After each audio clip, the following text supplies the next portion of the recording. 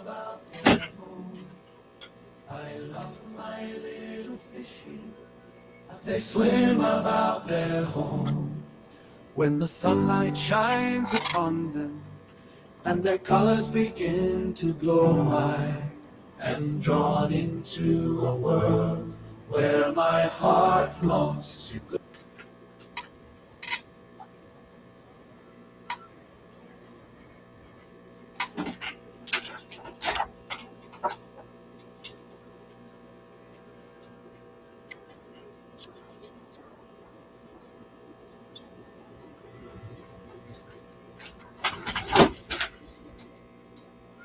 Peace that comes from watching my fishies as they swim about their home.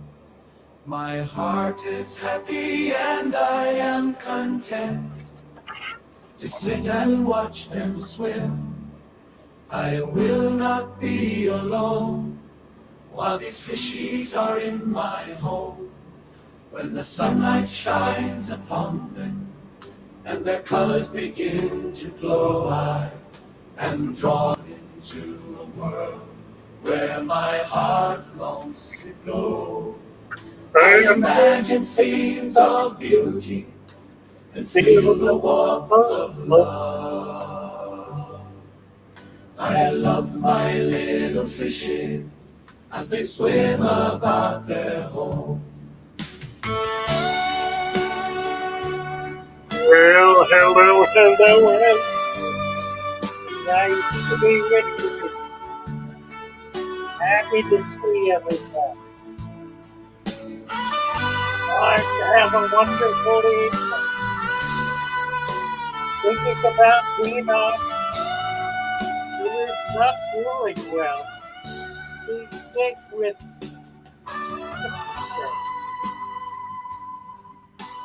going to continue on supporting her and encouraging each other and having a wonderful time. Father fish, Father fish. Please.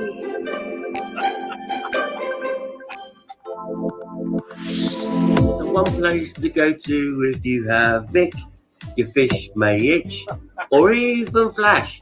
So Father Fish is your one-stop cap. Cap it all with an inch of sand. Cap it all with an inch of sand. Raise the temperature with a helping hand. And add some garlic on top of that sand. The itch will go, your plants will grow, and all of your fish will have a happy home.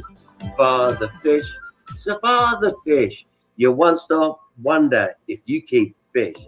Starring Sir Father Fish and all his followers on the Father Fish channel.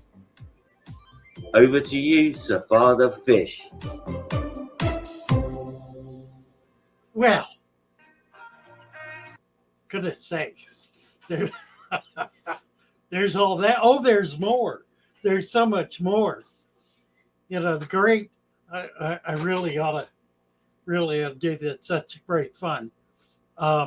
Years ago, when I had my shop in Venice, Naresh, who lives in Sri Lanka, young man, made a video and he scoured the web for pictures and presented this as a gift. It came absolutely out of the blue. I'm going to play this song and give you an idea of just what the old Father Fish store looked like.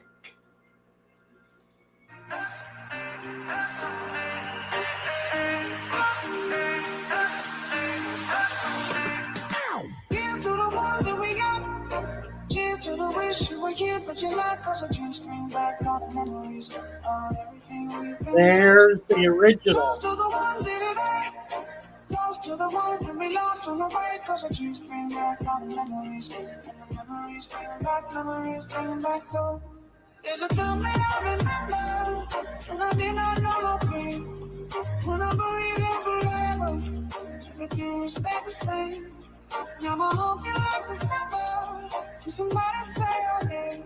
Cause I can't reach out to call you, and I know be one day. Yeah. Everybody hurts sometimes. Everybody hurts someday. My mother. Everything will be alright. Only the past will say. Hey, here's to the ones that we got. Here's to the wish you were here. In life, cause the dreams bring back all the memories of everything we've been through. Toast to the ones in the night. Toast to the ones that we lost on the way. Cause the dreams bring back all the memories.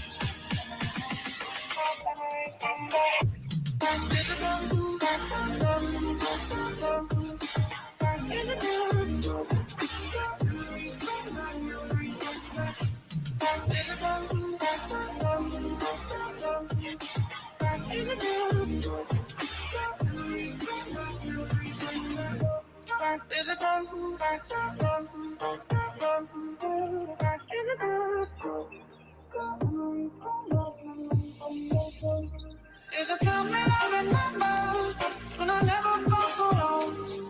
No fellow of the hatred, just a powerful star. And my heart feel like an ember, and it's not enough to die. I carry these torches for you, but you know I'll never try. Yeah, everybody hurts sometimes, everybody hurts someday. Hey, hey. Everything gon' be alright, only the past will say. Hey, here's to the ones that we got. Cheers to the wish you were here tonight. Cause the drinks bring back all the memories of everything we've been through. Toast to the ones in today. Toast to the ones that we lost on the way. Cause the drinks bring back all the memories. Memories bring back, memories bring back.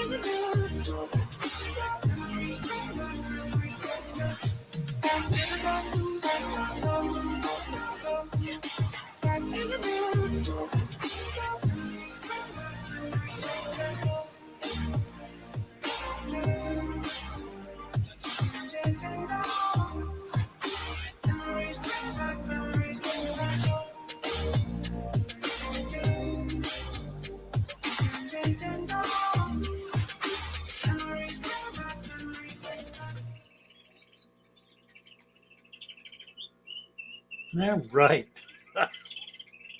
Goodness. Let's see.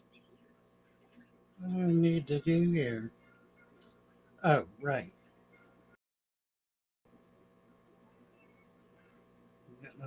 There we go. Oh dear. Yeah, lost track of what I was doing. Well, welcome all.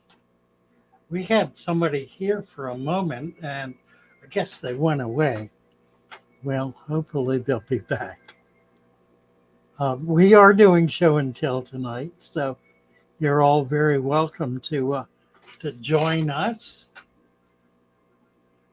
We're going to be showing off tanks. As I mentioned, Dina will not be here tonight. She's feeling very sick. She's significantly under the weather. She had surgery earlier in the week on her mouth. They're installing implants, I guess. And it's just really struggling with it. She's had a very rough couple of days and is on medication, but it's just kind of knocked out from the meds and the struggle of it all and so forth. So keeping her in our minds and hearts, and hopefully she'll be back with us in pretty short order. Let's see. So Stan Pittman, Andrew Fenna, the Lynn Chase is here. Apparently you did not win any of the auctions. I know you kept bidding, but I guess you didn't. You didn't win anything Wednesday night. Um, we did get everything out that was bid on. Hopefully, it's all been received by now. Cecil Mayberry, Brenton Lightcap is here. 3G Chew, Cecil Mayberry, Christian B, Frederick, and Deroval, Ray Contosh, Rogerio Lima, Daniel Ingalls, Kim Minnie, Tarnay BG, ZX9R. I did send you an invoice, CX9R. You should have gotten an invoice from me. I'll be sure to take care of that in the morning. Thank you for mentioning it. It would have come as an invoice from the Fatherfish Shopify. Prayers for Dina, Kim Minnie, James Green.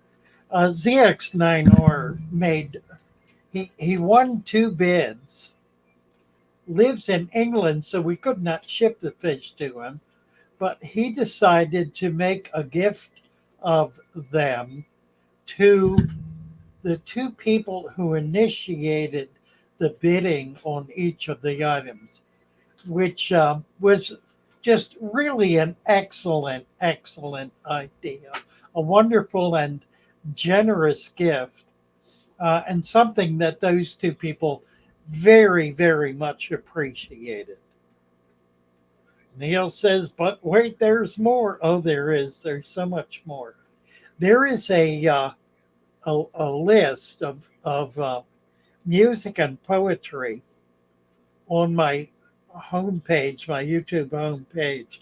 It's the bottom list, and it contains about 50 songs and poems and just all sorts of things, and which is where these are all located that I played for you this evening. So that and lots more. A lot of thanks. I thought I had a lot. Did you? Who is she talking about? I don't know. The Jerry's Aquatics, Fish Fam Link, Private YouTuber, Committee, Doom Pie. I know. And you tried so hard. Let's see. Sircon Bay. Hello from Turkey. Nice to have you with us. Art of Critters. We need to get Art of Critters a wrench. Turn you blue.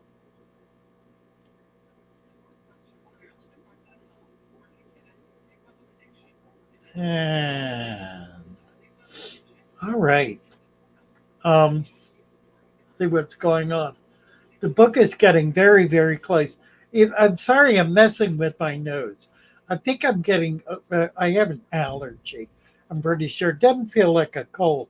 It's just kind of a mild congestion, and I'm sneezing a lot. A little stuffy. It clears up and then it gets worse. I'm pretty sure that there's pollen or something in the air that's causing allergies to be set off. I really haven't done any allergy medication to speak of. Let's try this. Ooh. Oh, that burns. What is this? I don't even know what it is. Clear something.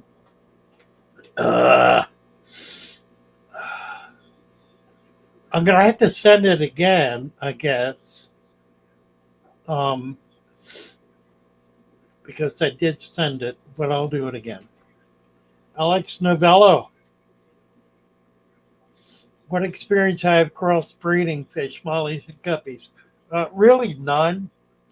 The only crossbreeding I've done has been with like Malawi cichlids, all of which interbreed. Um, not Malawis, not mollies and guppies.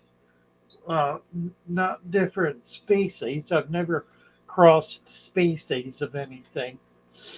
I've done inbreeding and some crossbreeding, but it's been like color morphs and that kind of thing. I've never really, to my knowledge, had any interspecies breeding going on. That'll wake me up. Yeah, it feels like it. That was a blast. Same here, congested, itchy nose and throat. It's not in my throat at all. It's just in my sinus, which I'm happy about. It can stay there until it's gone. This morning it was gone. And then it kind of came back with the runny nose. I stick my nose in different places and I get a reaction. So I'm pretty sure it's an allergy, an allergic reaction. And this is a season for allergies in the fall when there's a lot of dust, not pollen. It's not a pollen thing at all. It's just, I think, a lot of dust. The leaves are falling, so they're releasing all kinds of, the trees are releasing all of the accumulated dirt and dust from the summer. Alex Novello, did I give you a wrench? No, I did not. Let's add you as a moderator. Darn wire. Hey. Ragweed, well, that's certainly possible. Leaf mold, yeah, that's kind of what it feels like. Stop sticking my nose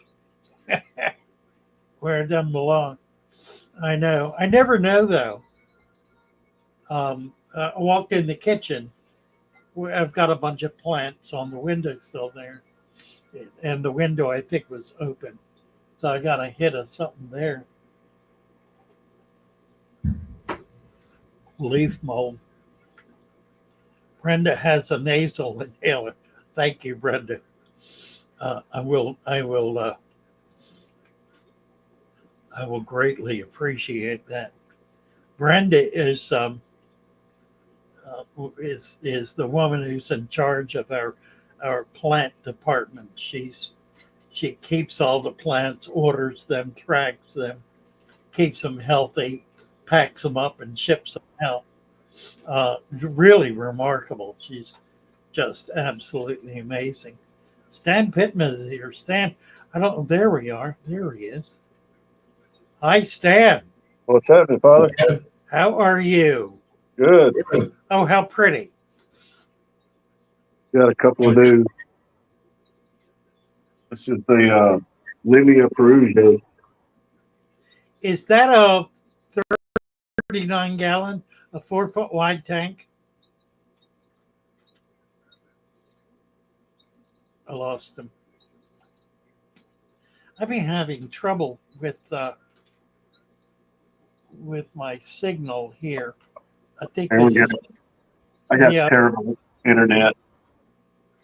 Well, Set up it's one of the two of us. I've been having trouble too.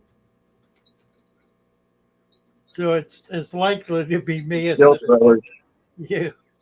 just set it up this morning. You know, tell you what, I found a Chester doors at a garage sale. Oh yeah. Painted it, put it in here. I needed a place just to put food and extra stuff. And worked out pretty neat. The bureau? Yeah, I've got bureaus too. I really like putting tags on bureaus. It gives you a lot of storage space. Yeah, I just had like a bin in another room. It's kind of inconvenient. Right. But that middle bowl, I was sitting at Walmart in the markdown section. I think I paid $5 for that thing. I know, it's amazing. And, Better Homes and Garden. right. And the other new one What a gorgeous fish room. is Cuban banded limia. Oh, really? I'm going to Nice. get them. I'm going to move them over to the rack at some point, but Cool. pretty cool. And the white guppies that I got at an auction. Okay. Now that's the same tank I've got here. That 39-gallon, 4 foot long, 12 inches tall. They're not predating at all. Nice.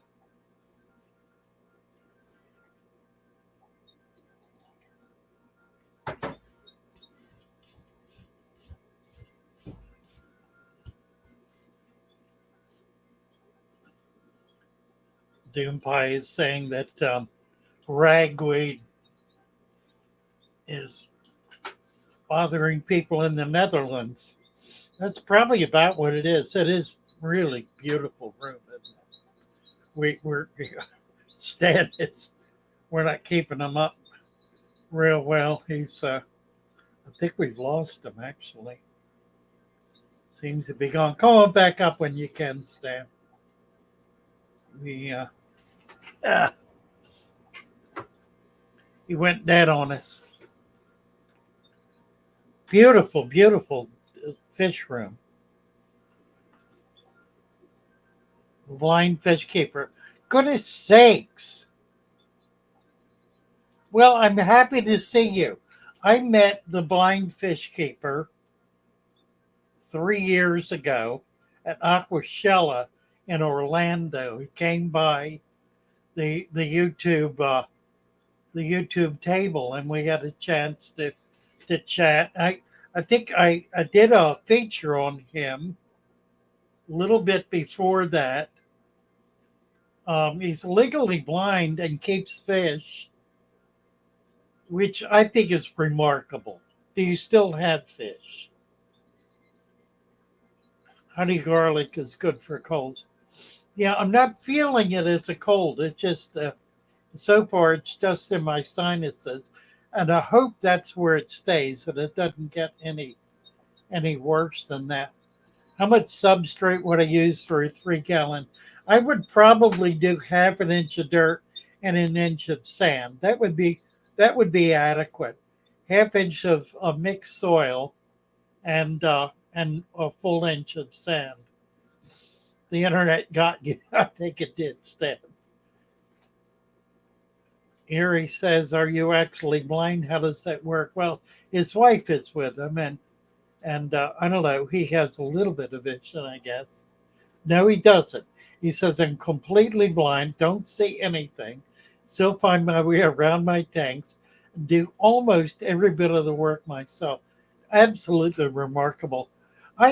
You really inspire me, because I have imagined that if I lost my sight, that would be the end of the hobby for me. I probably would become more maintenance involved. I don't know. It would be interesting because it would become a tactile experience, and I probably would get very, very physical with my tanks if that happened. I don't know. I can't even imagine. Just remarkable. Nice to see you and nice to have you with us. It's been a long time since we've been in communication. So really happy to see you. Heaven's Angels. Art of Critters. Not everyone who's blind has zero vision. Yeah, true enough. He says he's completely blind, however. Let's see. Lush and Salty. Hello, Lush and Salty. If you have not seen Lush and Salty's channel, do post your link. It's a remarkable channel. He does some really enjoyable videos, a lot of fun. He's I would say an aggressive fish keeper in that all of his tanks are just very strong and healthy and kind of powerful in their own way. Just really impressive stuff. This is, let's see, Daguerre's Aquatics. Hello, hello. Hello. How are you? I'm good. Pretty good. Not too bad. Show us what you're doing here. Oh, so this right here are my blue tail giddies. I have a colony of them. I started with 6 and now I have hundreds. Oh my Literally. word, look at that. Wow. And then these are like the second generation. They're offspring. I often have to separate the females. Sometimes males die in here. It's always better to have more male live bearers. Get up real tight. I want to see the color pattern on them. Oh, they are quite nice, aren't they? Yeah, the males that are blue have blue in their Blue, tails. yeah, yeah. Wow, how neat. Okay, I've got a lot going on. And then over here are their fry. I keep like fry. And you Like have what's that, Java moss with them? This is hornwort. Hornwood. Oh, okay. I'm having a hair algae infestation, unfortunately. These are just some platies. More platies. My least killifish colony. Nice. My red corals. And then in here, I like to throw in pregnant females with all of this. These are artificial plants. You know, I only take, but I like that. It enables me to just take any pregnant female and then put them in there. And then they give birth all the time in there. And then I take the pregnant female out and have like 50 fry in there. Lots of babies, right? And then in here, I'm breeding shell dwellers. How nice! Fry. Wow, very cool. You know, I was looking at some video recently of the floor of Lake Tanganyika, and that's exactly what it looks like. It's just a solid bed of snail shells. Yes, I tried to Just replicate like that. That's very cool. Yeah. And in here, I'm just culturing Daphnia. I just started the colony. I literally just went out like 2 days ago. Oh, good for you. Good for you. That's such an exciting and important thing to do. And then in here, I have blackworms I'm culturing. Very small, I'm starting off. Good job. Yeah. And then in here, I have just a bunch of guppies, my pink guppies. I've been breeding for a while. I just throw them in here.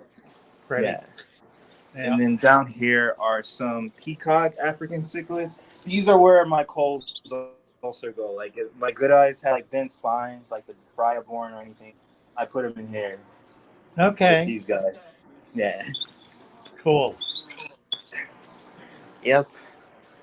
How many tanks do you have? 1, 2, 3, 4, 5, 6, 7, 8, 9, 10, 11, 12, 13, 14. But I used to have 16. That's wonderful. Yeah. Very impressed. Thank you. That's really exceptional with the goody eye. They're not. It's not that easy to do that, to really get goody eye going. But definitely. Quite well. Definitely. I changed the water. You know what? One reason I changed my water so much that I have to is when I want to catch the pregnant females. This is 110 gallons. No way am I catching them with this and that. I have to lower the water to like right about here to where it's so low that I can scoop the females up with a net. Oh, that's funny. Yeah. So. Really good. And then. Where do you live? Where are you?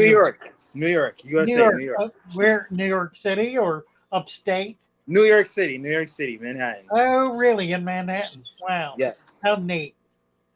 Are there? I've been wanting to get out and visit shops in New York.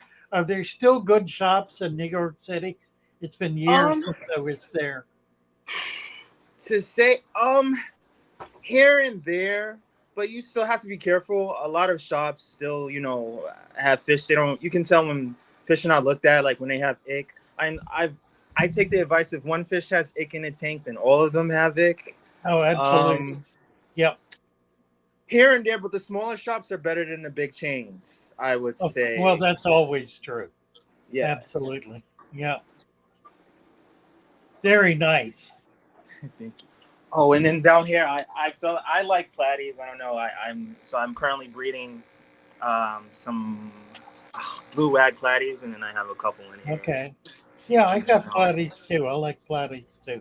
And they have great genetics. It's like I haven't had many calls. Yeah. Platies and mollies. And of course guppies. Yes. And I in here I just have least killifish. They breed like crazy in here. It seems like there's no fish in here, but I promise you there's hundreds. Formosa, it's a tiny fish. Where did you get them? I ordered these from eBay. I started with 6 and now I have hundreds. Okay. It's a wonderful little teeny tiny fish. Yes. I don't even think they're so small. They're tiny. It's the smallest fish I've ever had.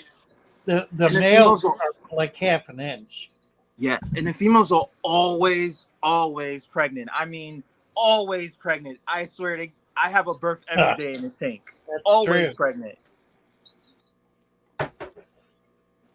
And I think that least killifish, unlike like guppies, like they don't release all of their fry at one time. So it's like exactly constantly. Right.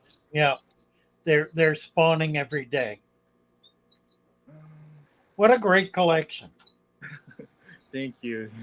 Yeah, it's in the I'm obsessed with life. Is it Degarus? How do you say your first name? Oh, Degarry. It's Degarry in French. Yeah, but Degarry, wow. Yeah. Of war.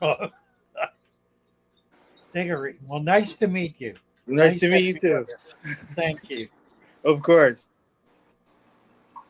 Yeah. You come on back and showing us what you're doing. Come on back. Okay, of course. I want to keep track of you. Okay. Take care. Bye for now. Thank you. All right. Very nice. Art of Critters. Let's see.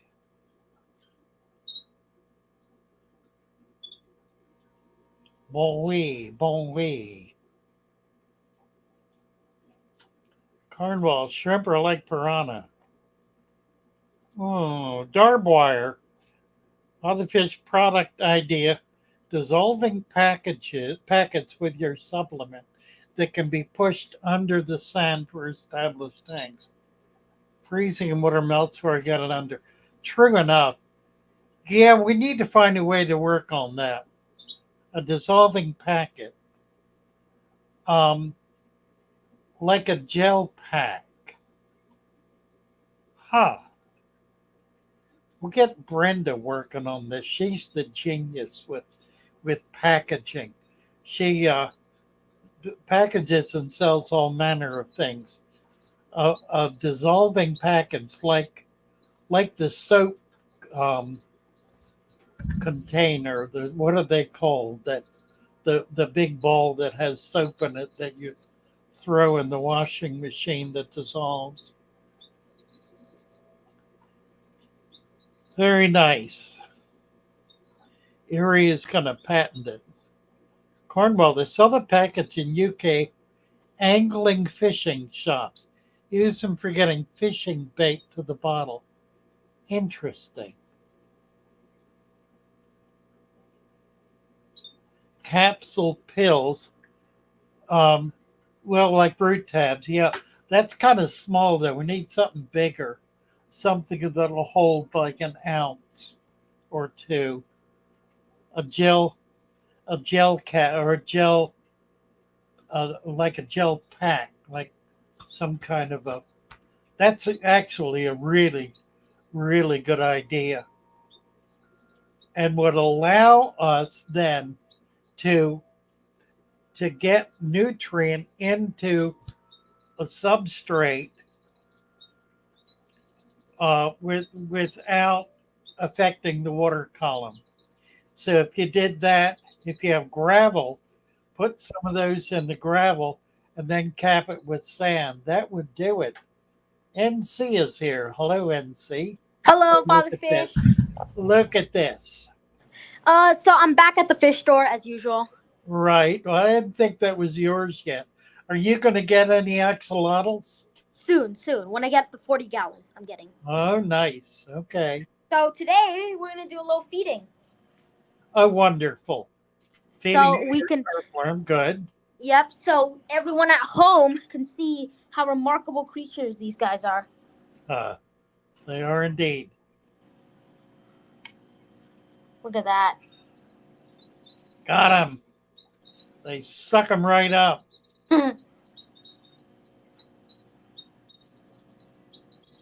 Now, he's eating the whole worm. Mine will not eat the whole worm. I have to cut it up for him. Oh. And they're pretty big. These guys are about that big. 6-8 inches. Mine are the same size, I think. You just got to keep, pushing the food. This guy's turn. Look at that. Now, these are blind creatures.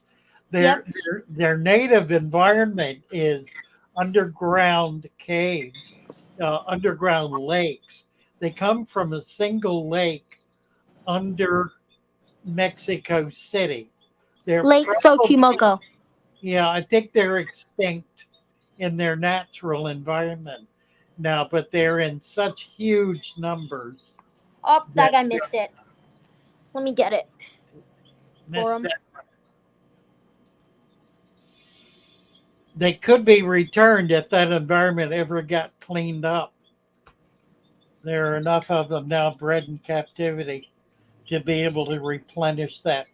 They are actually a salamander that is found all over the southern states of the U.S. down into Mexico and Colombia. Yep, so shop's doing fine. Everything's normal. You can see this guy's still gobbling up his worm. Very nice. And I just want to say prayers to Dina, and we love Dina. Yes, indeed. We certainly do. Basically, I brought him some guppy colonies for them. And very cool. They got I was sorting out like shrimp today, but let me see if I can find it. Shop. Here's the guppies. This is one of the guppy colonies.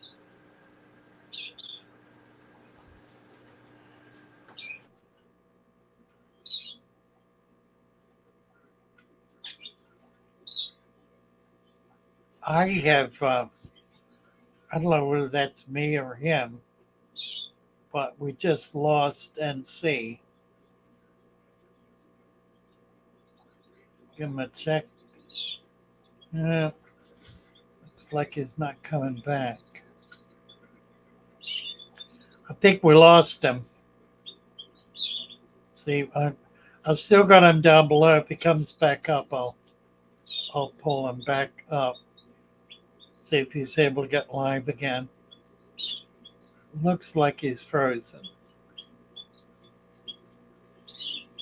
Okay, I'm gonna. I think he's gone. Daniel Ingalls, you can have the headache back. The internet back, too much headache. Oh, I know. The new coffee Viagra. Here, it keeps your cookies hard. What are you talking about? Coffee Viagra.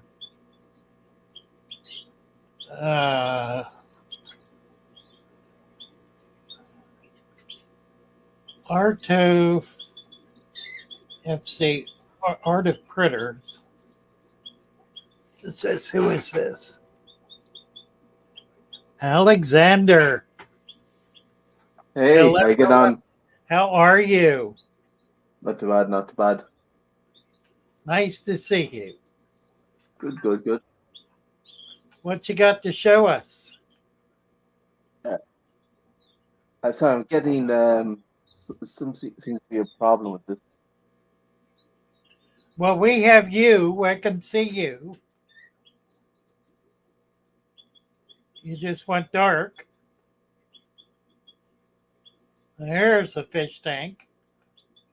Can you get some light on it? It's going dark. There we go. Yeah, is that good? It's way too dark. Oh, sorry. Put a bit more. Is that okay? That's good. Yes. Yep. So I have 5 gold panda mollies and 5 auto sinklets in there. Very pretty tank. What size tank is it? That's a 90 liter, which I think is, what's 90 liters in gallons? You guys use gallons. About 25 6. gallons. Is that right? Very nice. Yeah. It's a 90. tank with aqua soil, and I'm pumping in CO2. It's my first tank. Okay. Probably around 3 months old. Uh-huh. Sorry, 3 weeks old, excuse me. So I'm kind of wondering what to do with it. I was looking at your videos, they're very interesting. Your channel is very interesting. I was thinking of capping it with sand. You have, if you put it in slowly, a little bit at a time, it looks like you have a carpet plant growing in there. Yeah, Monte Carlo. It's not Monte doing too well, Carlo, surprisingly. okay. So put sand in it slowly and just a tiny bit at a time, and let it fall down among the roots. And that Monte Carlo will grow up.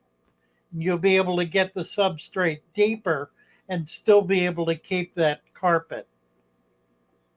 Okay, yeah. I was thinking about actually taking it out. The Monte Carlo at the front doesn't actually look too good in person. Okay. So, yeah. Well, if you can kind of roll it up, put the substrate in, I would drain it if you're going to do that. Roll it up, drain it all the way down, put a dirt layer in, cap it with sand, and then you can put that Monte Carlo right on top of it. Would the aqua soil not be a good dirt layer substitute for dirt layer? Okay. If you should add to it, or where are you located?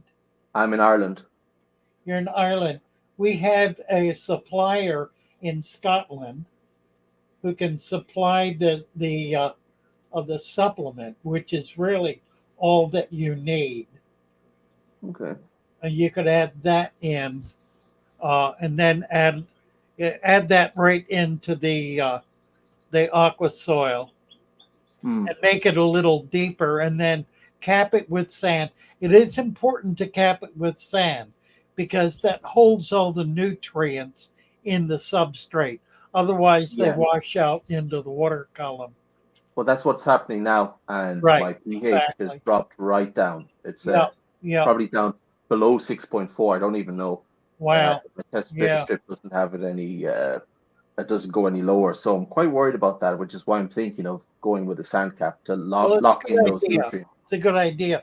Contact if you go on the fatherfish.fish, you'll find the link for everything there. You'll be able to get that in a few days. Yeah. Okay. She can ship that right over to you. Yeah. And I'm going to put in a sorority of female Siamese fighters. Oh, nice. If you're going to do that, put one male in with them. Really? Yeah, absolutely. He will spawn with them. You'll get some spawn. The fry probably will not survive, but you will get some spawning activity. Yeah. All right. I thought like they went at it after they mated. No, that not really. In a tank like that, they can escape. They can get out of the way. There's enough cover there for them to not be beaten up. Yeah. So I'm going to keep the CO2 going indefinitely, I think, because a lot of those plants are going to turn red. Okay. See how it goes. It'll be interesting to see how it does. I'll be very interested to see what you manage to do with this. So that'll be fascinating. So make sure you come back and show us as you Will do. as you develop it. Thank you, Alexander. Thank Happy you for to having meet me. you. Take care. Thank you. Very nice. Ugh.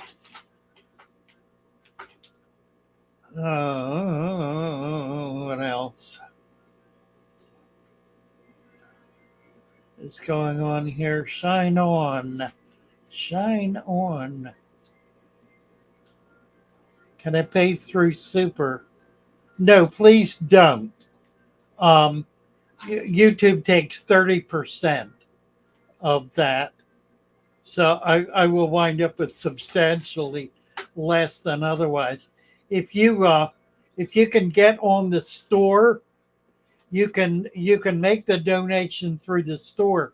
There is right at the top of the product list is a $sign. You can donate through that $sign in $5 increments up to whatever amount you want to you want to put in. So you can do it that way. Use the $sign on the Shopify account, the Fatherfish store. And if you can't find the link for that, it is at fatherfish.fish. So go to fatherfish.fish. Want to make sure everybody who is looking for plants this weekend takes advantage of the opportunities and the sales that we have at Shopify. There are a lot of really, really excellent sales going on, not just a few, a lot of new packages. We have cryptocorinne available in a package deal. You get, I think, I don't remember. I think it's 4 varieties of 2 each or 2 varieties of 4 each. I don't remember. But crypt is a wonderful plant, and it's always just a beautiful standalone plant in particularly a smaller tank. Lots of swords, lots of val, all kinds of bulb plants, specialty packs, rooted plant packs, and of course our ever popular stem plant pack, which contains 16 different varieties of stem plants. And you can order stem plants, in certain species of stem plants, as a package deal. So there are lots of options. Check out the Shopify store. It's at fatherfish.fish. Right at the top, click on the store, and it'll take you right in. We've been working on trying to make that home page easy to negotiate and navigate. I think you'll enjoy it. It demonstrates how much is going on with Fatherfish as well. It's really, really exciting. NC is a young fish keeper. Lush, yes, he's how old is NC? 14, 15, 15, I think. Vanoksky is here. Hello, Vanoksky. Nice to see you. You're a good Irishman. Yep, Alexander. Cornwall. Yeah, he picked up on that too.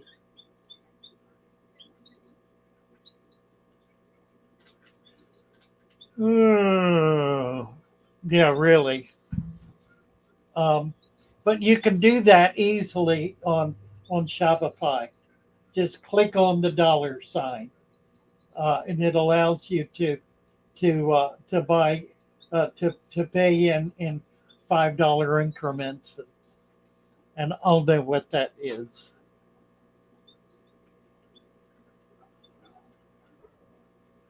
Who's this?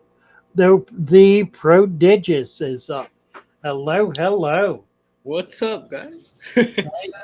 Nice to see you. Hold on, let me mute the TV. We're hearing ourselves. Why am I not? Can't get this to move. Okay, I'm back. Sorry about that. Okay. So I just want to give you guys a little update. This is the tank now. Absolutely. They've been eating the plants a lot. Now, what do you have in there? I forgot. I just put a guppy in there. I think she just gave birth because her gravid spot's gone. You think the guppies are eating the plants? No. But her gravid spot's gone. I think it's these ones right here, the Corys. I got some cichlids in now. 2 cichlids. What kind? I think they're albino dwarfs. Okay. And then I seen my pleco chewing on the plants. My bristle That nose. could be. That could be. Okay.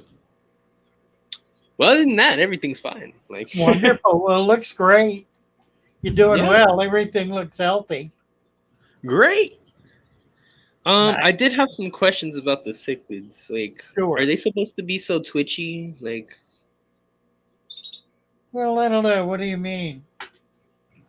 when I feed them, they like jump all around. Like, I don't want to say jump, but they swim pretty erratically. Only when you feed them. When I feed them, or like when we try to come up to the glass and stuff. It's But probably I did buy them like half a week ago. So well, it's I don't know. probably normal behavior, unless you see something else going on. If they're doing it situationally rather than constantly, Okay. if it's circumstantial, it's likely behavioral and, Oh, and okay. not a function of disease or parasite. Twitchy is it gets my attention because if a fish is twitching, very often it has parasites. But Oh. that's not what that sounds like. Okay. But Yeah, no, they're more like keep a close eye on them and see. Just make sure you don't see little spots on them. okay. I don't know if you could see my pleco in there, but that's his cave. Okay. He doesn't really come out now, except for the night. They And are then this sort one's of there by- yeah, right. Nice. How big are these ones supposed to get? That's about it. Oh, okay, cool. Inch and a half, 2 inches tops. Very Nice. small fish. Yeah. Do you have any suggestions? No, I think you're doing fine. You could add some sand to it. Maybe half an inch to an inch of sand. Okay. You might like the black sand, or I think. See, I've been looking at the sand, and I think I want black sand on top. I think it would look cool. I think it would kind of fit your motif in there. Right? Yeah, Thank you. They have it at Tractor Supply. Oh, I haven't. Oh, okay. Yeah, it's called blasting sand. Bet. I'm gonna go get it. Yeah, And then that's our beta. it's in a couple of different textures. Just be careful when you get it that you're getting what you want. They have a coarse, a Okay. fine, and the super fine. And any So of for them the will do. super They're all fine, okay. would it be bad for this type of filter? I like it personally. Okay. I'm just trying to make sure I don't. Yeah, mess it'll up anything. help. It'll help. The other thing you could do in there is then begin really working on getting a food web built, getting leaves and some Oh, native. I actually put the leaves on the bottom, like in here. Uh-huh. I don't know if you can see that one. Yeah, But they're all like, it's all around like that. I Well, started that's doing good. that with the leaves. that's good. You need them on top too because there are microscopic animals that feed on them. Oh. That Is that what these little white things are? There's like Well- little white dots everywhere. Probably, and that's what Okay. they're looking for. That if you put the leaves where they can get to them, they will be able to feed on those leaves, Bet. Okay. and then the small fish will eat them. That's perfect. Nice. I'm gonna start putting them in here. Cool. Looking good. Thank you. And then I don't know if you can really see him, but he's right there. Your favorite banjo catfish. Oh, how neat. Alrighty, Father Fish. I'll Thank you. catch you later. Well, thank you. Okay. Take care. Thank Bye for now. you. Bye. Oh, Do this. awesome. Very nice. The prodigious one. Thank you again. Let's see what else we got here. Blue-tail goody eye. Nice fish, isn't it? DeGare says they need a lot of food. I think that's probably a real key to keeping goody eyes, to feed them heavily. I've had them a few times. I tend not to feed heavily, and I've not done as well with them as I would like to have. And that may very well be why. Yes, pineapple. The stem plant deal is all you would need for a 30-gallon. It would be adequate. It'll be a good starter bunch for a 30. And did I give you a wrench? Did I do that? Yes, I did. But at Great Lakes, saw someone use filter media to weigh down, make it easy to keep plants down in the substrate after planting. Interesting. Interesting.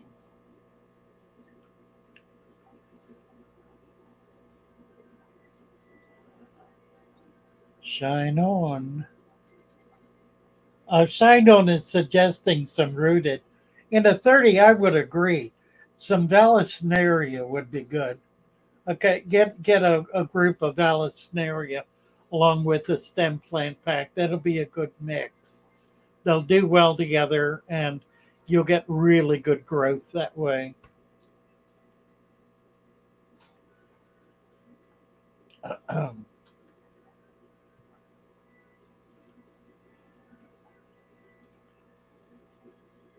Stan Pittman.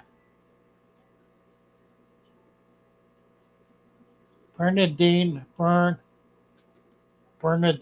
Torres. Can I put a betta in a father fish tank? Absolutely. Okay, you can get a wrench too. Get that done. Yeah, you certainly can. I have bettas in a lot of my tanks in the shop. Remember, there was a young man who had a tank full of bettas a month or so ago, and he shipped them to me. I traded them for plants, and he shipped them to me, and I am amazed to this day at the glorious color of these bettas. They're all different. They're absolutely stunningly beautiful fish. Just really amazing, impressive fish. I normally don't like that kind of fish because of the lack of patterning, but these are so remarkable with such tremendous diversity. They're really very, very pretty fish. You see them pop up in videos occasionally, and I'll be sure to try to include more. Better Great Lakes, I got 3 new tanks. Any suggestions for a fish in a 20 long that aren't beginner fish? Gee whiz, there's so many options. Gobies are always nice. I've got about 5 or 6 different species of gobies. There are a lot of tetras that are, I'll tell you what, rainbows. In a 30-gallon, a 20 long, some rainbows. They're a fish that gets 3 to 4 inches, pretty good size. They move around a lot. They're very colorful. It would not take many to really flesh out that tank. 3 or 4 would be more than enough. how many female betta in a 3-gallon tank?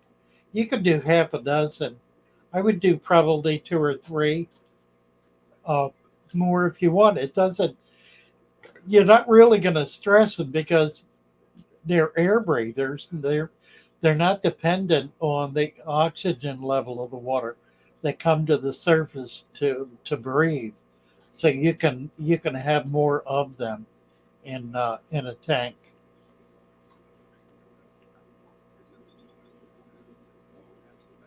The big tank.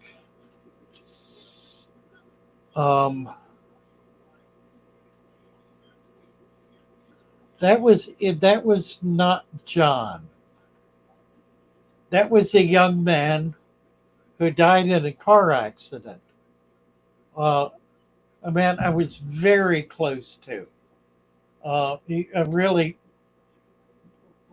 felt like I was a father to him, and he was, in many ways, deeply troubled, and wound up running into the back of a bus and killing himself.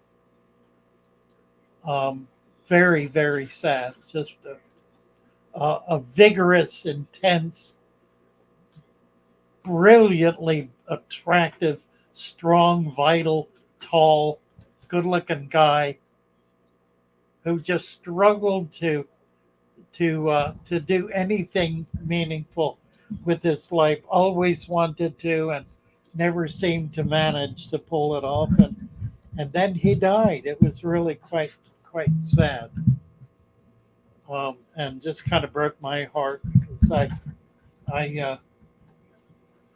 I needed to make up with him. We had kind of been on the outs for a little while, and he died in the middle of that.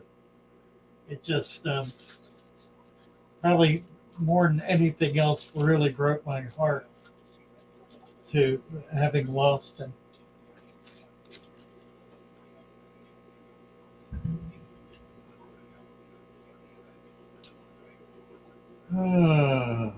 Erie. Who else? Heart of critters. Keep a betta with my mossy frog. Life sure is a bumpy road. It sure is.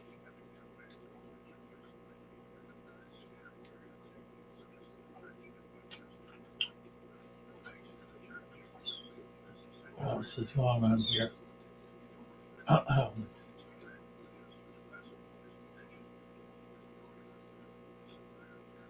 Ross's board says you can put anything in a father fish tank apart from plastic plants. Well, you can put them in there too, but you won't get a certificate of approval unless you're awfully artistic.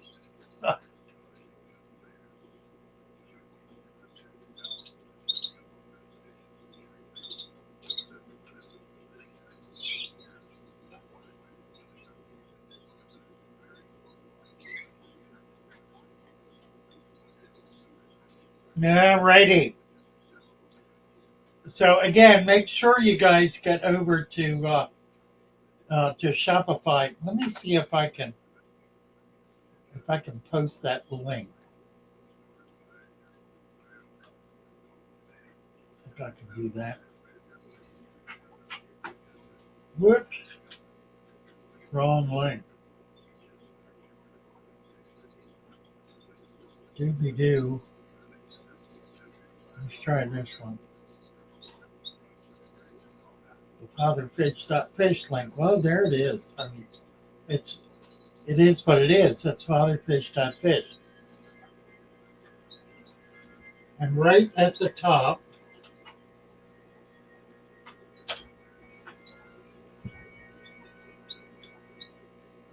is I can show you this.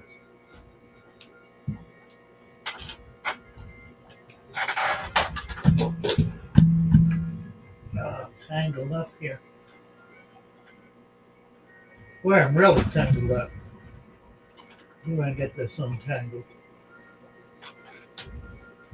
In a sec. 1 second here.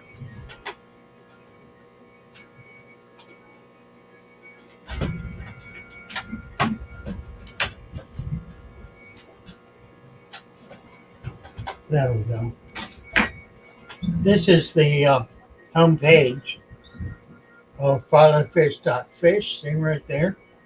And if you click on the Fatherfish Discard or the Fatherfish store, click on the store, and it brings up the store, and then you can go and you can click on any of these.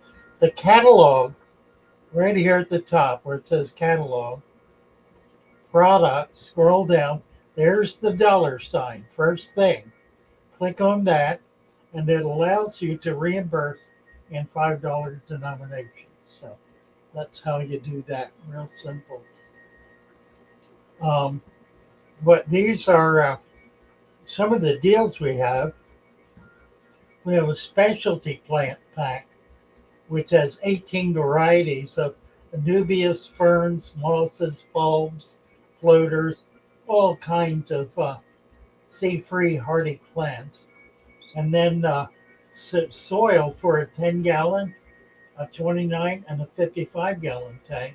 And that's a complete soil that contains everything you need, with the exception of the sand to cap it. I don't sell sand because it would cost more to ship it than you can buy it or collect it locally. So there are those items, and there's the 29. It's a crypt pack, rooted plant pack. We have gift cards. You can just send a gift card to someone, and so many things. Just kind of on and on. Stem plant deal, 16 bunches. There it is, only $59.95. And this is the booster for the soil, Success Soil Booster, which is treats 100 gallons, $29.95. We have jewelry. We have, there's some of the jewelry. We have all kinds of plants. We have arts and crafts. We have t-shirts, just everything imaginable. Come on over and check out the Fatherfish store. It's amazing.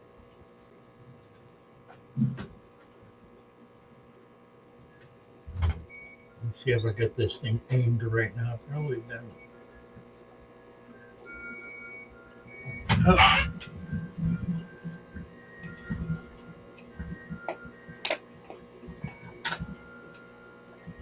That's all right. Step up. Ugh. Feel like I'm sitting in a hole. Right. Elephant. Nubia's head and budge. Plastic bunch of huge. You go, Erie. D795. Thank you. CX9R. Appreciate it. Let me take a look.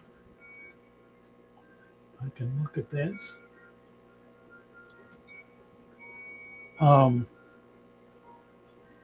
D795. It's a draft.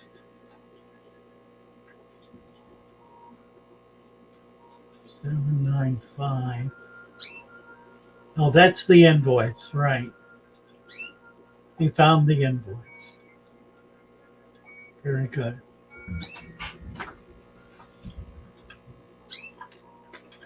Dexter Angeles. How hard is it to grow corals in a saltwater aquarium? It's pretty easy to grow soft corals.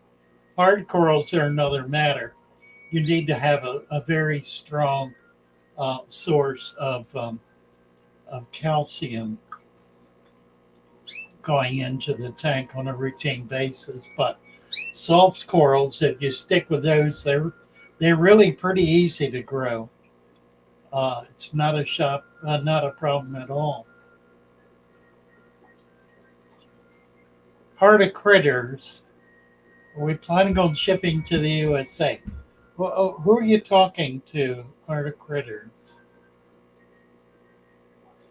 Why are my fish swimming on their side? I don't know, but if you come into the shoal, the Fatherfish shoal, we can take a look at that and help you work out what the issues are. If you have those kinds of problems that are going to require some investigation and some study, come on over to the Father Fish Shoal. You'll find it right where we just went, at fatherfish.fish, right at the top of the page where it says Father Fish Shoal, the Discord channel. Click on that and come on in, and you'll be able to talk with someone. Someone will be designated specifically to work with you to try to figure out what's going on with your fish, what the problem is, and what you can do to fix it. Issues like that take some time and effort to figure out, and that's really why we created the Discord, so we would have the time and the resources to be able to spend with you, to look at your tank, to talk with you about it, and to really get into an in-depth evaluation of what's going on, so that the advice that we offer, or the understanding that we mutually come to, will be beneficial for you.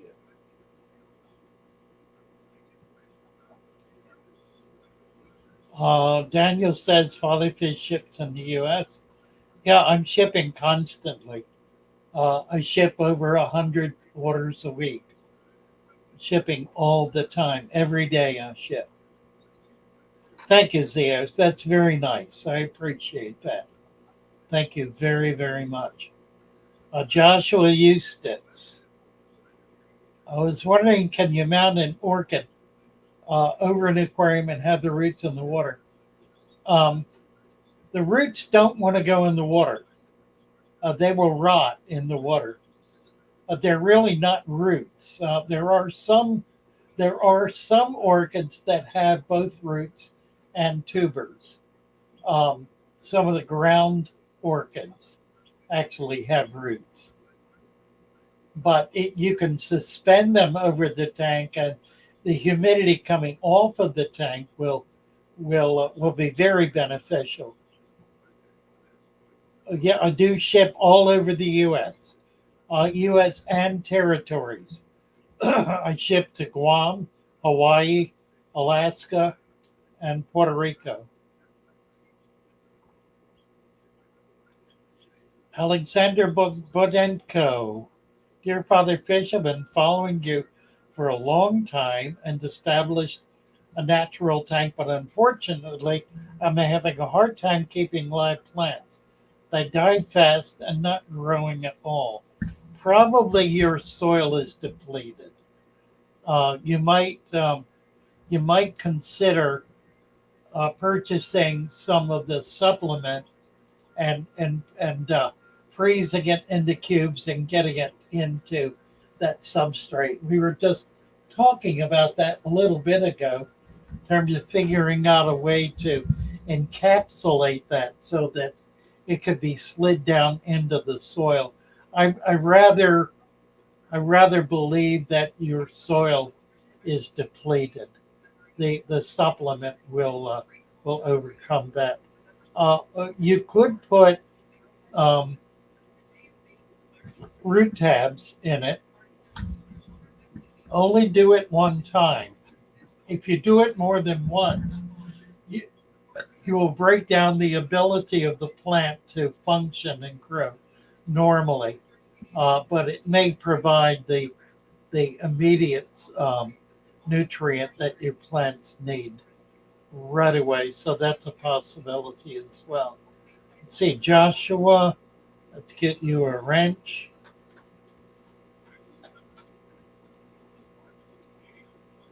The supplement is a better option than fertilizer tablets. And a Conrojan planted tank give you a wrench as well.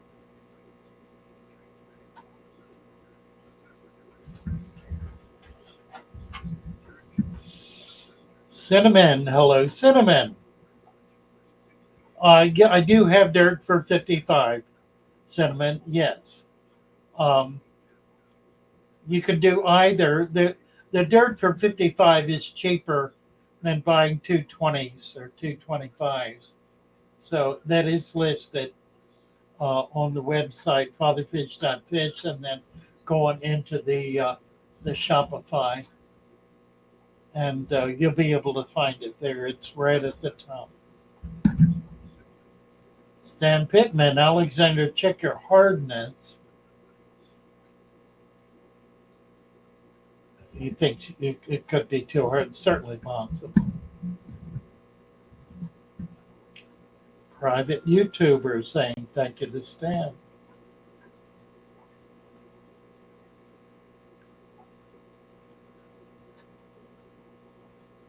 Well, you're very welcome, Eitan.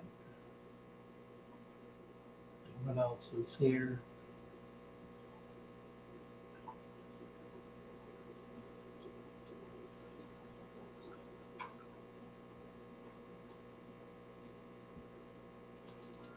Pedro Aramburo, 40-gallon breeder of a 20 tall with pork chops and peacock gobies. Would like a tank with a bit larger fish community. The 40-gallon breeder is a great tank for as a community tank, particularly for small fish. You could have 100 small fish in a 40-gallon breeder. It's got lots of depth front to back. It's 3 feet wide. You don't need the depth top to bottom. Just load it up with plants, and you'll be amazed how many fish will be able to thrive in there. It's a really excellent sized tank for a community tank for small fish. Let's see. Getting Pedro a wrench here.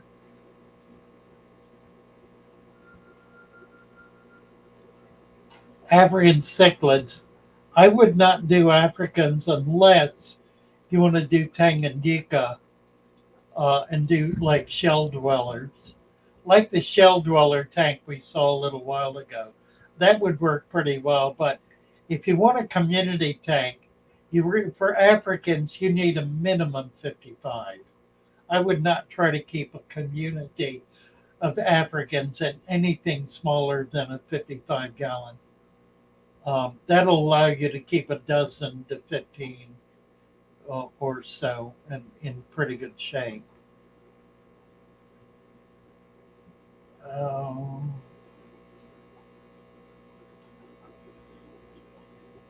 Head kill. Can I put tap water to top my tank?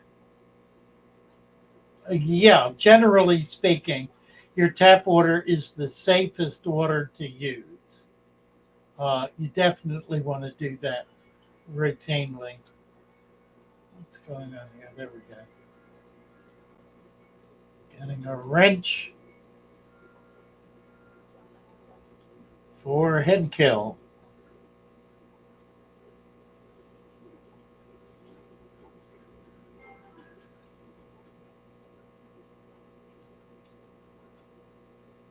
Alexander, yeah, he put the organic potting soil and then sand. The potting soil has depleted. That's why we do that supplement, in order to be able to provide nutrients that are going to last long enough for the tank to begin fully cycling and replacing nutrients as they're used up.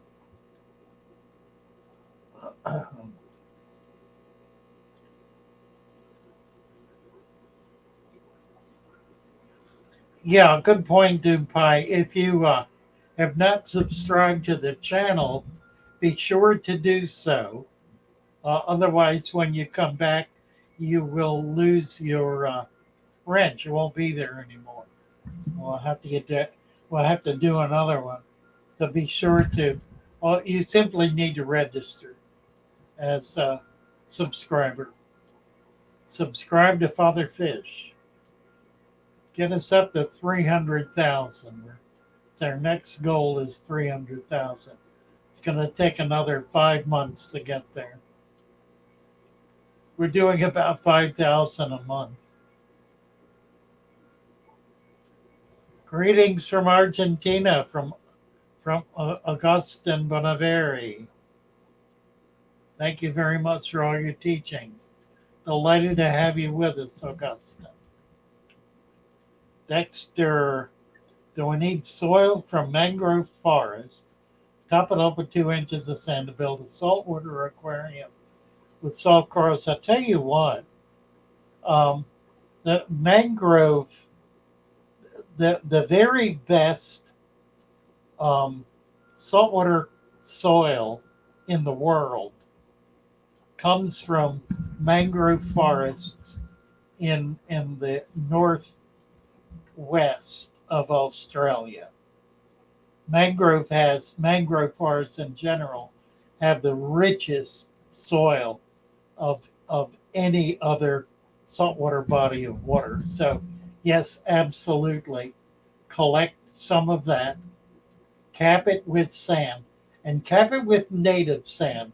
In other words, go to the beach and get sand, put 2 to 3 inches on top of that soil, like an inch of soil or a little more if it's a bigger tank, and 2 to 3 inches of sand on top of that 1 to 2 inches.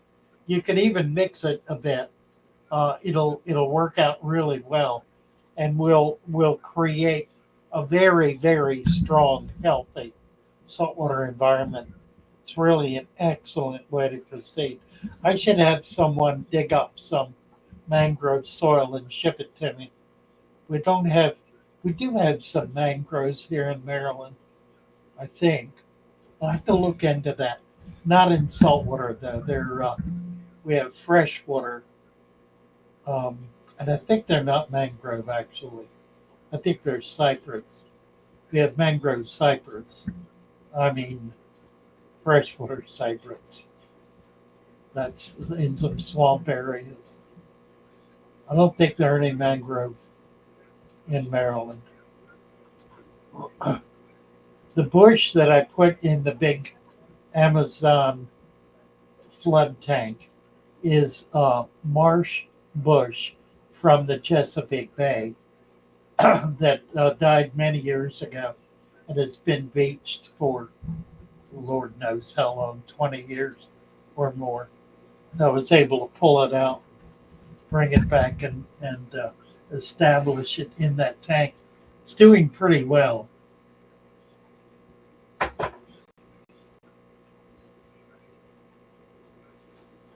Oh, armbrewster's right there. Yeah, Adams could do that. Yes, absolutely. That would be perfect, Adam. Thank you. Hope, should have someone chip you some.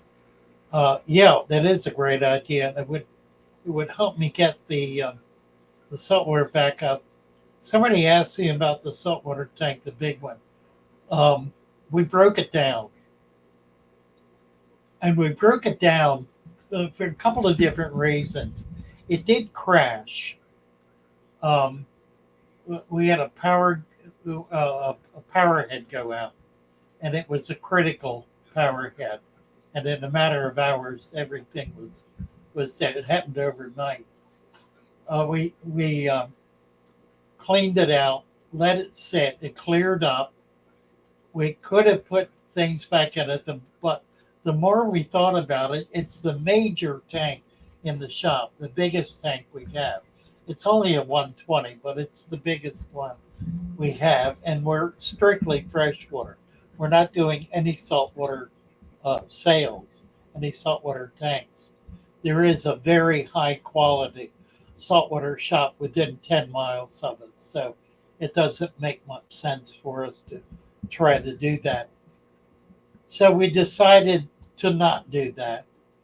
We took the water out, excuse me, refilled it, kept all of the rock, which included some unique bay rock that's a compressed clay material, just really a remarkable soft rock, which we're going to get more of, but there is a nice amount of it there. We got it set up and are putting Africans and some other larger fish in that tank. I noticed today a crab.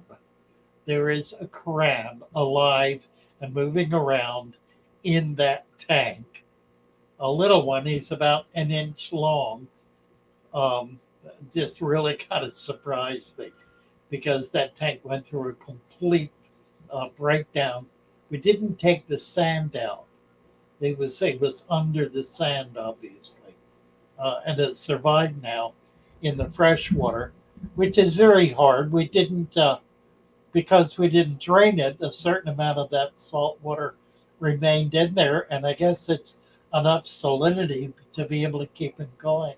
These crabs manage well in fresh water, so it's not too much of a surprise.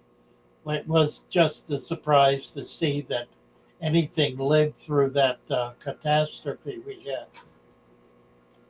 Sun and Moon is asking how I'm doing today. Well, other than a little nose problem, I'm doing pretty well. I finally have been able to get back on my protein diet. I've been solid on it all day. I've got my commitments lined up. I'm thinking about what I'm eating. I'm pursuing it properly and appropriately. I have to decide what I'm going to do about a snack or something after the show is over. I'm not sure what I'm going to do, but I do have lunch meat and some other bacon type things I can that I can fix. I have cheese, I have eggs, so I've got some things I can do. So anyway, I'm back. I'm back on it. Back into committing to lose that next 20 pounds to get me down to 200. That's really my goal. Yellow rice shrimp. We're doing shrimp really effectively. I was talking with Grant Eder at the Keystone Clash. He came up from Florida to sell shrimp. About that, I've been to his place. He does a lot of outdoor tubs, and he's able to actually keep shrimp spawning year round in Florida in these outdoor tubs. They get fairly cold. I mean, they'll get down into the 50s, maybe even a little lower, but it doesn't bother the shrimp. They can handle cooler temperatures. We have vats in the 60s and 70s, and they're doing better than in the heated vats. So a large container, a dirted substrate, lots of plants, and if you put snails in, then that waste will feed the shrimp. You can also put leaves in a food web that feeds the shrimp as well. There are a lot of natural things you can do there, so the shrimp can live alongside the other macrofauna in that food web system. Obviously, fish will eat them, so you can't do this with larger fish. Even smaller fish will eat the baby shrimp. So you really can't keep fish with shrimp if you're trying to spawn them and get them growing out. A few, maybe not a lot. I mean, a few fish, not a lot. Oh, let's see. Any tips keeping shrimp? Christian B. Severums. Severums certainly do rearrange a tank. No question about it. There is a way to control that. If you put the dirt down and then cap the dirt, put a half an inch of sand over it, and cap that with a quarter-inch grid or half-inch grid, whatever it is. I think it's probably 3/8 inch. This is the grid that's used in drop ceiling as a tile to cover lights. It's 3/8 in little tiny squares. It's a plastic grid, comes in 2 foot by 4 foot, or maybe, yeah, I think it's 2 by 4. Is it that wide? I think it is 2 foot by 4 foot. You can cut it easily and put that then on top of the dirt, and then cap that with 3 to 4 inches of sand, and plant the plants fairly deep into the sand. Generally, they're not going to rip the plants up. You want to keep the plants over to one side, put your rock work to the other side. They will dig out around the rock work. They will pile up sand around the plants. So that actually will work out pretty well. You'll be able to keep plants going in it, and they're not going to dig down into the dirt. So the whole system just works a lot better that way.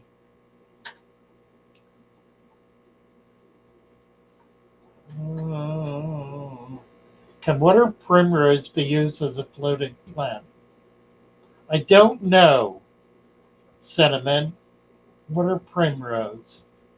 Let me see if I can do a little research on that.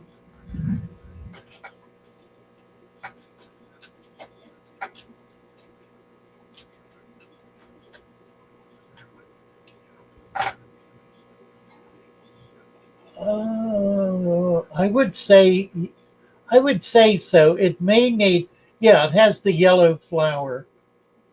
It's a pond plant. I believe it is a stem plant that will send down roots into the sand, but then grow up onto the surface, and will cover the surface and have these pretty little yellow flowers. So yeah, you can do it. I think you need to plant it though.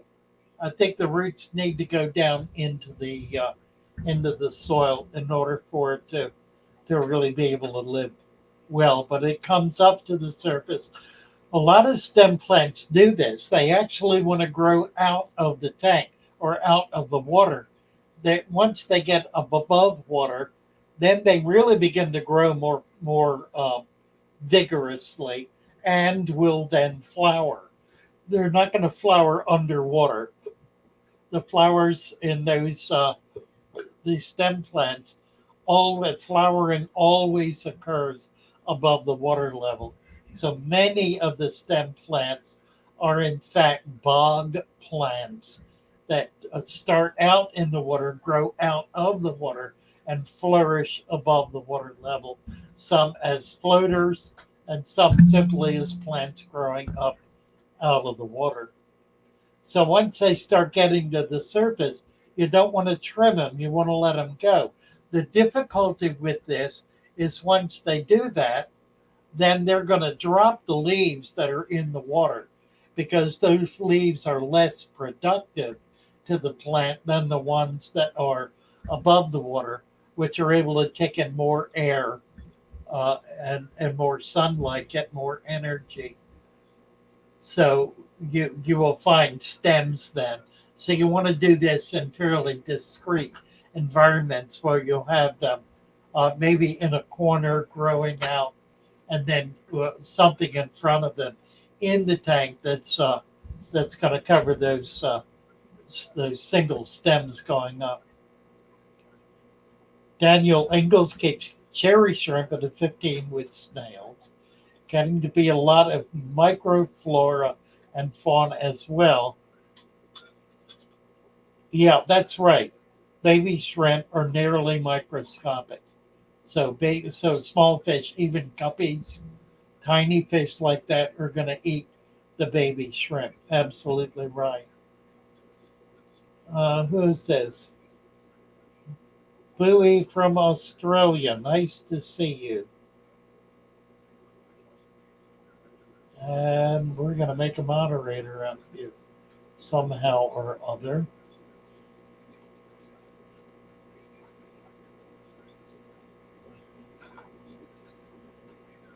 Your name is not there. It's kind of funny.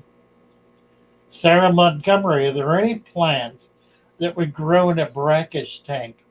Really good question. Nearly all plants will grow in brackish water. Swords, Vallisneria. Now, there are some that clearly won't. Crypts, I believe, will not. Anubias will not. Ferns will not. But most swords will, and most Vallisneria will. Those are really brackish plants. And many of the stem plants are also brackish plants. So there really is quite a large body of plants that will grow in brackish water. The best thing to do is to try and see. Get the stem plant deal. That gives you 16 different varieties. You can try some, set them up in a fresh tank, and then move a few over and see how they do. You can kind of go back and forth with it until you find a few that do well, and then ask us to ship you more of that species. And we'll be happy to do that. Earthworms as a staple diet for bettas. No, you really can't. The earthworm is too big. You need something much finer, much smaller. You can try red wigglers, but even they are really too big. You need something smaller.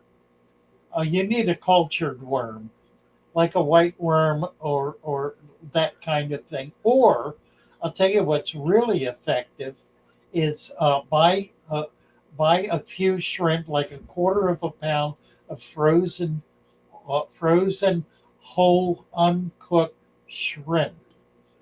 Put them in the freezer, and then daily cut small pieces off and grind it into a pulp and feed tiny amounts of that.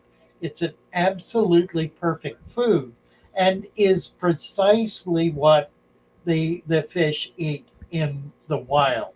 Not shrimp per se, but invertebrates. They eat inverts. They eat little bugs and insects, and that's exactly what a shrimp is. So it's really perfect food for many, many fish. It's fat-free. It's an aquatic food. It's easy. It's inexpensive. There's no waste with it. The fish will thrive on it. Shrimp. Don't cook it. Don't blanch it. Just chop it up raw into tiny, tiny pieces. Emulsify it if you can. And feed that in small amounts to your fish, and they will absolutely thrive on it. Bob's saying he had success with Java fern in a brackish water tank. So there you go. There's fern in a brackish tank. Daniel says Java fern would survive a meteor strike. Likely. Bob chops up worms with a razor. You got to make them really tiny. You certainly can do it. It's you have to make sure you're feeding very tiny bits. Is the only issue. Goldfish. Is a father fish method good for goldfish? I'll show you some video of the tub, the 400-gallon tub we have. It has a lot of goldfish in it, a lot of smaller koi, and it is loaded with plants, and nothing is bothering the plants. I do put a lot of duckweed in it, which floats on the surface. That's kept down hard. There's no duckweed. We dump duckweed in it every day, and the goldfish eat it every day. So they're getting the plant that they need. They're getting the nutrient that they need without going after the plants and tearing them up. We really have not had a problem with it.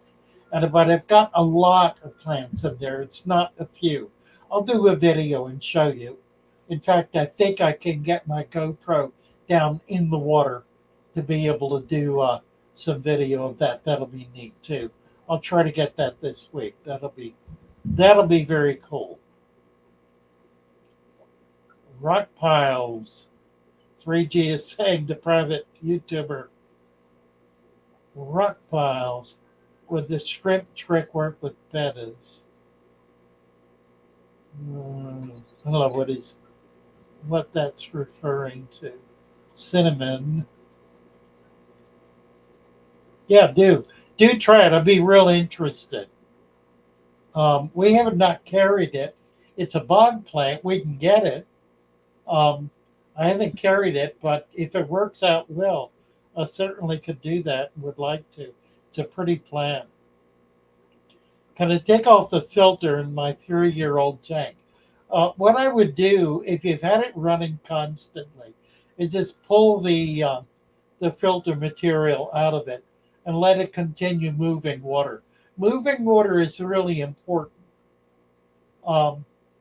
Moving water, it replicates the moving water of a stream. And what it's doing is it's bringing the water on the bottom up to the top so that you can get a CO2O2 exchange. Really important to do that. It doesn't work nearly as quickly or as effectively in a completely still tank. I like to have a little bit of moving water in all my tanks, and I do in all my tanks. Now, the only reason I don't do air stones is because sponge filters provide a little bit more biomaterial, biological environment in the nature of the sponge, and so it's adding to the biological matter, the biomass in the tank, which is beneficial. It also is reducing a certain amount of the particulate matter that is very, very fine, too fine to precipitate. There is precipitate matter that does not precipitate because it's lighter or it is the same density as the water. So it stays in the water column. And the sponge filter will pull that out of the water and capture it, such that after a few months, you'll find that that filter will be heavy with mud. If you take it out, rinse it out, and put it back in, it does help keep organic material out of the water column that would otherwise not precipitate out. So I think it's highly beneficial in the tanks that we're creating. Moving water can be a problem for bettas. Yeah, that's absolutely true. You do not want fast moving water for bettas, even slow moving water. A bubbler from a sponge filter that's not blowing the water out of the tank will not cause enough turbidity, enough turmoil in the water to be a problem for bettas.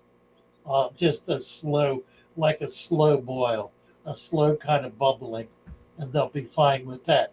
It is difficult to keep a bubble nest going with any kind of bubbling going on. So if you're breeding the bettas, you want to turn off the filter and let it be perfectly still.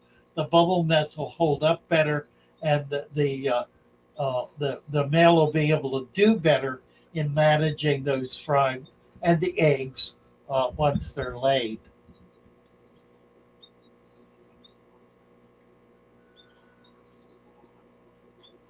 So good point.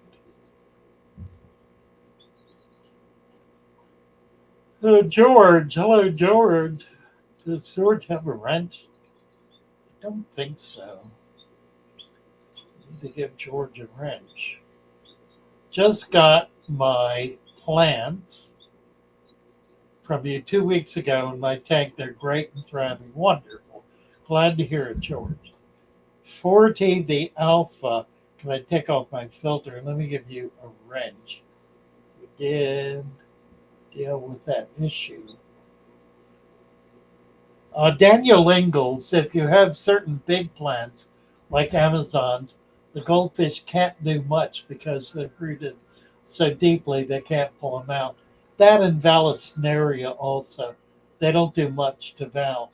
They will tear up the little tiny leaves off of a lot of the stem plants because they want to eat plants, which is why the duckweed is so effective, because it's a mouthful. It's a perfect meal. They can eat that all day long, and the more you keep in there, the more they'll eat. So that's a pretty effective food for goldfish. Rasta Reptile Rescue. Thank you so much, Rasta. Just saw a red-tailed shark. Yes, you did. I think there's just one in here. I've got chromides. I have rainbows. These are millennium rainbows right out in front here. That's a pair, in fact. That's a chromide. A little ember tetra down there. Let me get the light closer.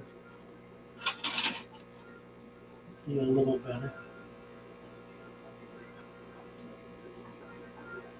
I did not run the algae scraper across. I've got algae over here. What is that? Oh, angels. The angels. Hey, what? Let's put a little food in there. We can do that. This is golden pearls, which is pure shrimp. Pure dried shrimp.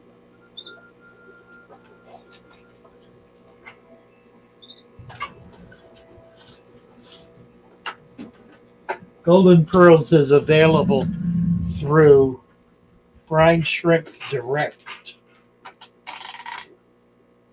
Blazin, 420 Blazin. Give you a wrench.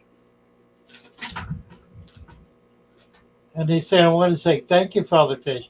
You saved my first 4 platy I got 3 weeks ago. Fed him too much. Local fish told me exactly what I disregarded from you. Never again will I disregard your advice. Well, thank you, Blaze, and that's very kind of you. Austin Langlois. Biggest takeaway I got from you was to glorify leaves. Glorify leaves. Absolutely. Absolutely.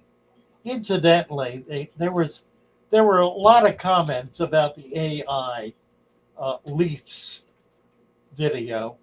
A lot of people were affronted by the AI. I found it remarkable that with a modicum of information, it produced text that was remarkably on target. So much so that I thought to post it. I also, one of the struggles that I have and many fish tubers have is to try to figure out how in the world to break through the restrictions that the algorithm places on us. There are probably 10 million fish keepers worldwide on YouTube. No more than 100,000. Well, I've got 275,000. Let's say no more than 500,000 ever know that Father Fish exists. Because the algorithm does not put the YouTube channels out beyond a rather restrictive population of viewers. So we're always looking for ways to try to break through that and try to reach people who we are not reaching. It is a near impossible task. And that was very much my intention with that video. Now, we're creating a new channel called the Natural Aquarium, and it's going to have a lot more of that kind of video, a more informational, less personality based, more broadly based natural aquarium kind of approach.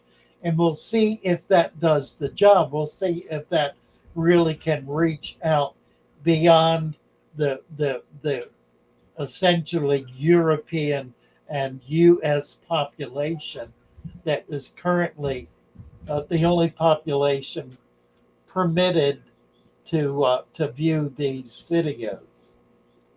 So anyway, that was the rationale for it.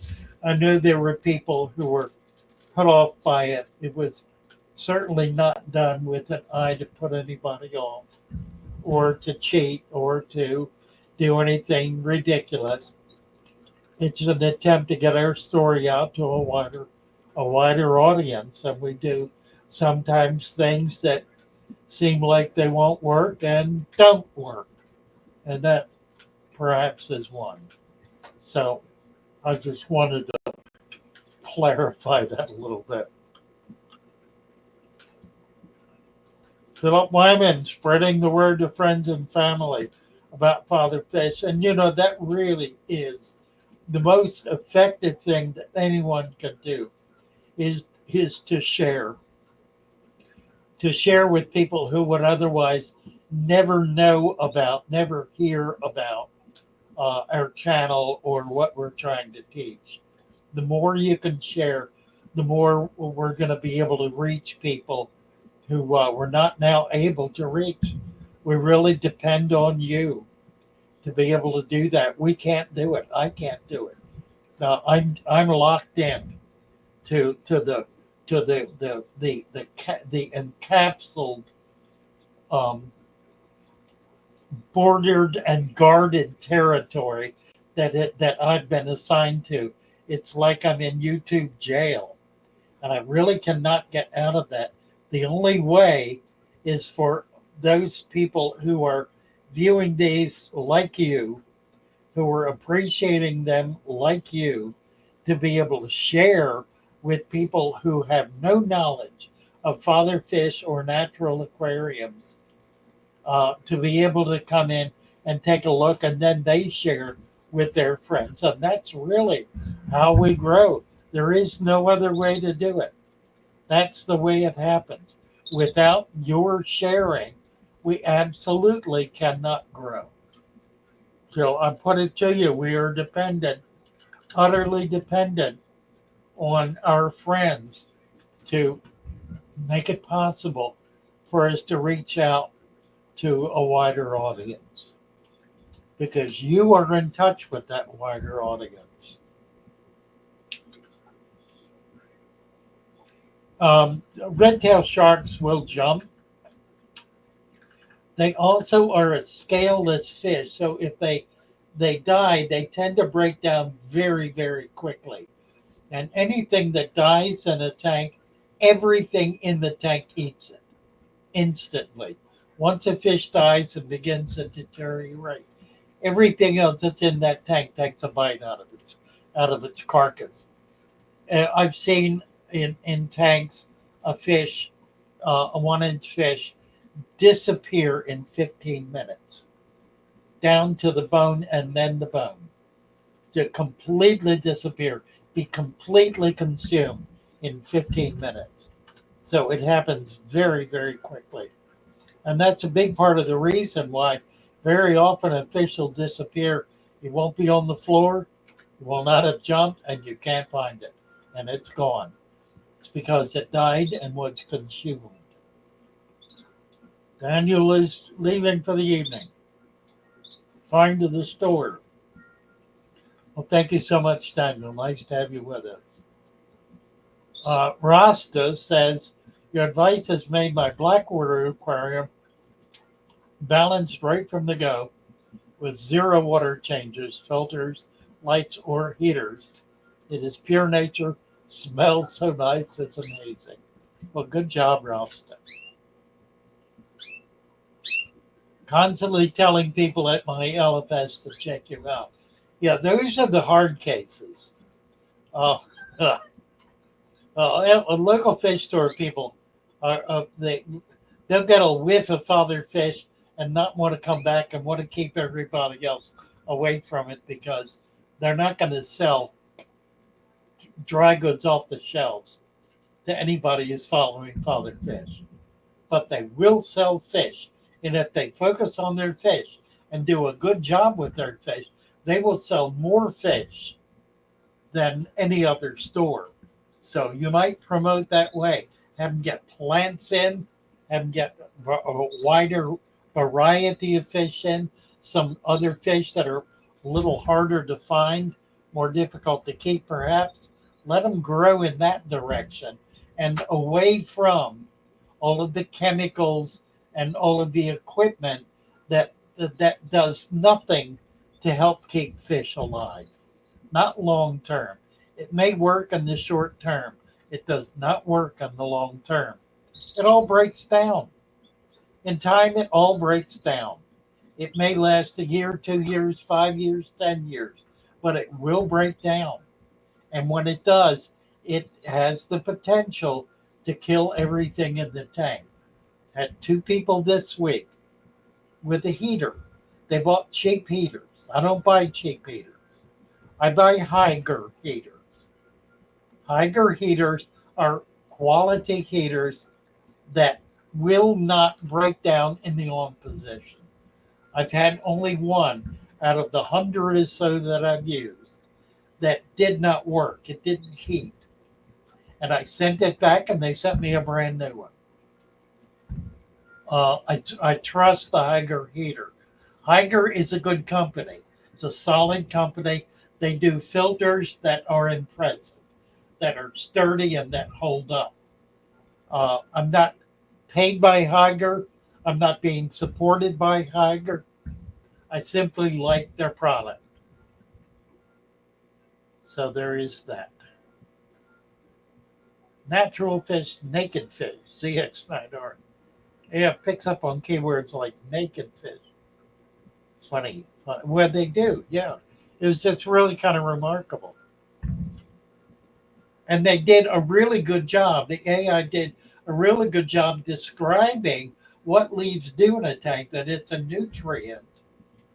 A lot of people don't get that. They get the decorative properties, but they don't get the nutritional properties. And they want to know when it breaks down, what do I do then? Well, what do you do when the fish food is gone? You add more food. You may not do it that day. You may do it a day or 2 or 3 days later, but you know that you're putting it in continuously. And it's the same with the leaves. You're adding them continuously over the long haul. So you want a big bag of leaves that you can put 2 or 3 in at a time once a week. Maybe a few more than that, maybe less than that. Track how much you have in there and how quickly it is deteriorating. And you want different kinds of leaves. Some leaves are eaten more quickly than others. Oak leaves last much longer than maple leaves or ash leaves. Fruit tree leaves are consumed very quickly. Almond leaves, mangrove, not mangrove, what's the other? The tulip tree leaves, any of the big dense leaves will last a very long time. It takes much longer for them to be broken down. Yet they provide unique nutrients. So you really need both. They're providing different nutrients for the plants as well as for the microfauna. They are what feeds the microfauna. So they are critical to being able to create that biomass that your small fish are going to be able to forage on. Fish stores should only sell fish, plants, tanks. The rest we can get from nature. Basic, well, there are some dry goods. There's some equipment. I appreciate lights. I appreciate heaters. I appreciate filters. These are technological pieces of equipment. I don't appreciate a lot of things like UV and CO2. I don't appreciate those because those are not beneficial. They're the opposite of beneficial. UV kills microfauna. That's its function. And so it's preventing you from having a really healthy, balanced tank. CO2 is providing a kind of nutrient that is better provided by the substrate through its own machinations, through its own processes. That substrate provides far more CO2 where it is needed at the plant root, not in the water column where it's not needed, where it's going to create algae problems. So there are some things that I think are counterintuitive, and those are two that on the surface may make sense, but when you dig into it deeper, you discover that, well, maybe not. Now, I know people do CO2 in order to get color, in order to get plant growth, and it will do that, but it is a short-term solution. That's going to be good for a year, absolutely at the most. At the end of that, it's just going to fall apart. It will not be able to survive indefinitely. It has a shelf life. It has a short-term life. You can do that as a decorative tank. You're not going to be able to do it as a long-term balanced natural environment. So I don't do that. I could do that. I'm not interested in doing that. I don't do that. Other people do. MD does that. He is utterly brilliant at it. I could not begin to match what he does, but it's not what I do. I do something completely different from that. Somebody suggested recently we do a collab between MD and Father Fish. I've talked to MD, and he respects what I do. I respect what he does. There is some crossover, frankly, not as much as you would think. But there is a lot of mutual respect. He's a profoundly effective fish keeper, aquarist, aquaculturist, and in point of fact, an artistic aquarist. I'm not. That's not what I do. All right.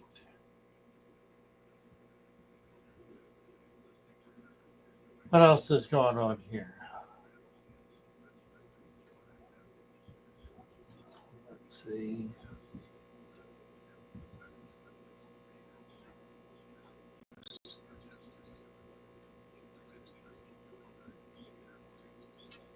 I think I'm keeping up. If I have left something, if I've missed something, post it again. I'm right down at the bottom right now, looking at what's being posted right now. So if I've missed a comment or a question that you would like me to respond to, or that has been inadequately responded to, then please post again. Right now, while I got my eyes on the new entries. ZX9R loves under gravel filters.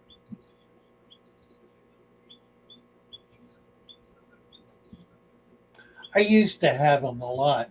I had a friend, one of the top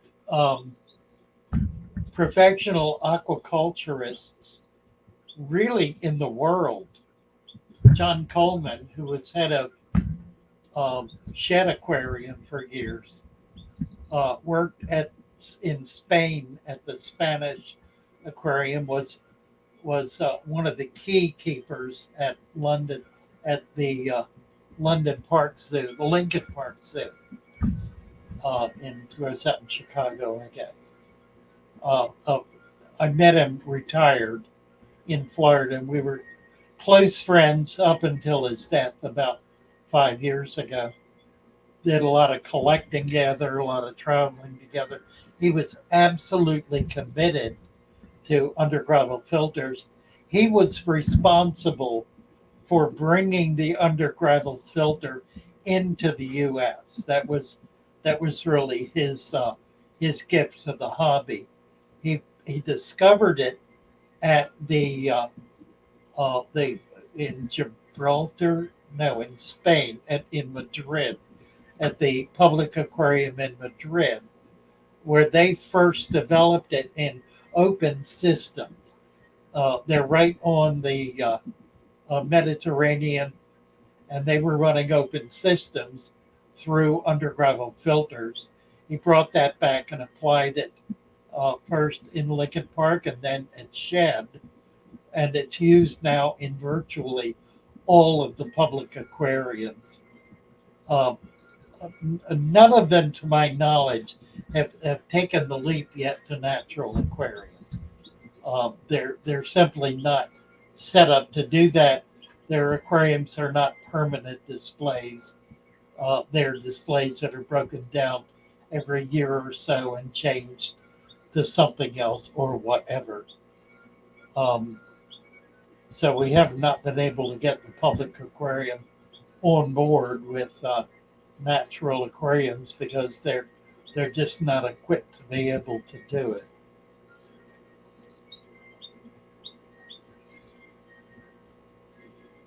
But for a hobbyist, it is a simple and elegant solution that provides something in the way of a remarkably healthy environment that is very long lasting. So it's and that tolerates extreme indifference. It tolerates being ignored for lengthy periods of time with no ill effect. So it's really an ideal home type aquarium. Throwaway: will diatom surface algae affect photosynthesis of the anubias? Is it getting on the plant? If it's getting on the plant, it certainly will, but it normally doesn't do that. It normally simply grows on the surface, and as you control nitrates with more plants, it will disappear.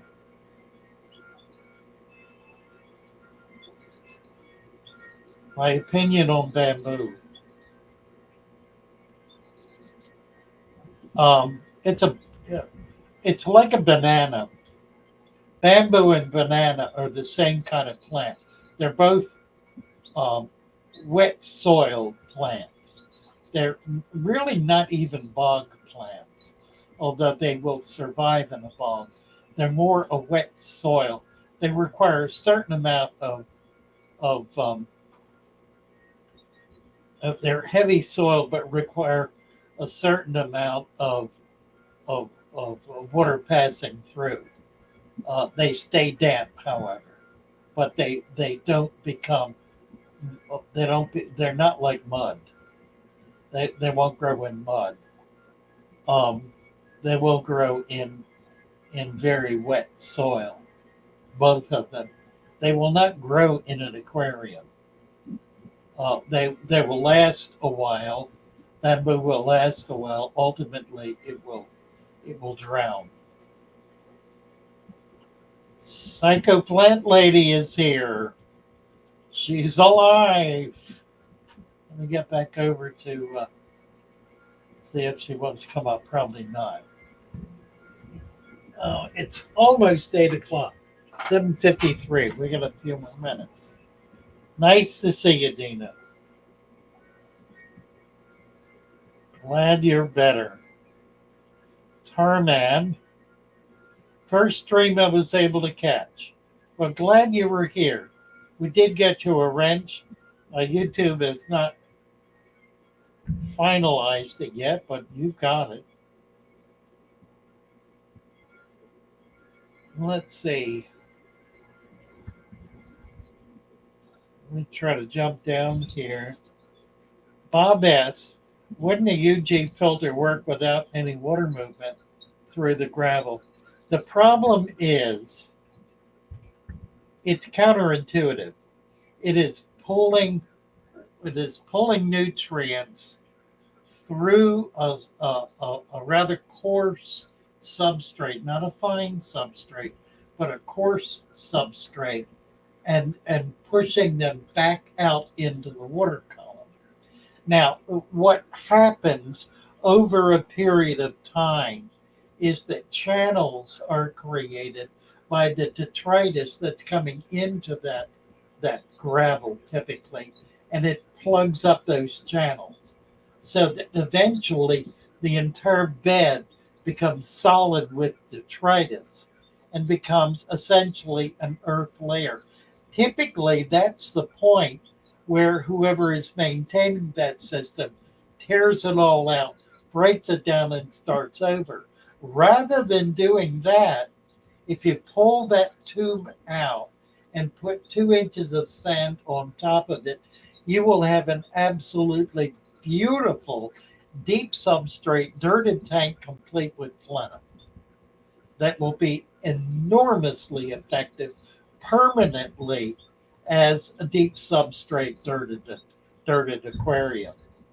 So the under gravel filter, if handled properly, becomes a dirted tank when it finishes doing what it is they're trying to do, which is to capture all the dirt that's coming into it. When it finally captures it all and is merely blowing air out and pulling very little water through, then you take that tube out, cap it with sand, and plant your plants in it, and you're good to go permanently.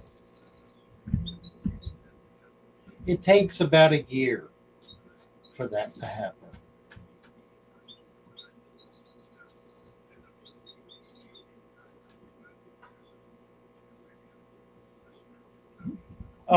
Rocket Fin 313 wants to know, can I get his wrench here.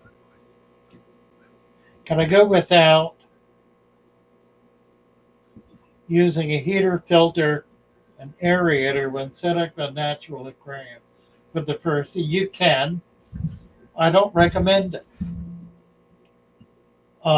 It depends what you're putting in it. If you're doing natives and do them in small, that do like a few fish in a native tank, you certainly can do it and it'll be effective. If you're trying to do anything like a community tank with that's loaded with plants, you really ought to have more water movement. And if you're putting tropical fish in it, you need to be able to maintain a stable temperature. So there are those kinds of issues.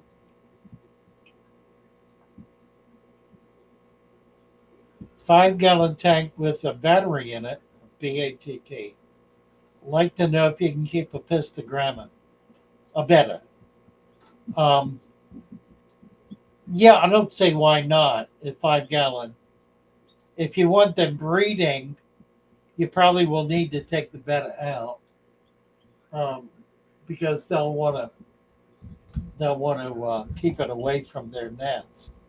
But if you have one betta and one apisto, I don't think they'll bother each other at all. I don't think there would be a problem. All right, boys and girls, we are down to it.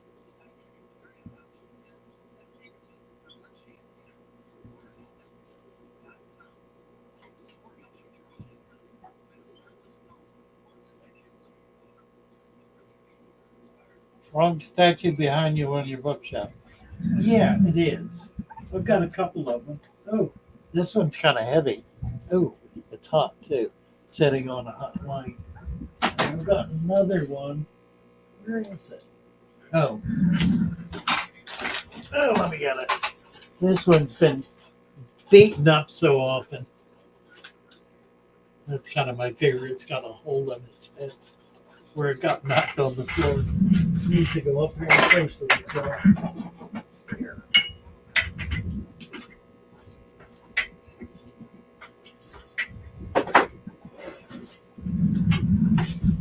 All right, can't get StreamYard on my phone to work. You should. Oh,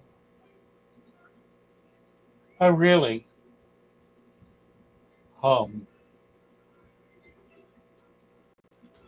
I've used it, I think. Been a while. I was having trouble earlier today getting Discord up on my computer. I had it on my phone. Couldn't get it on the computer. It wanted my password.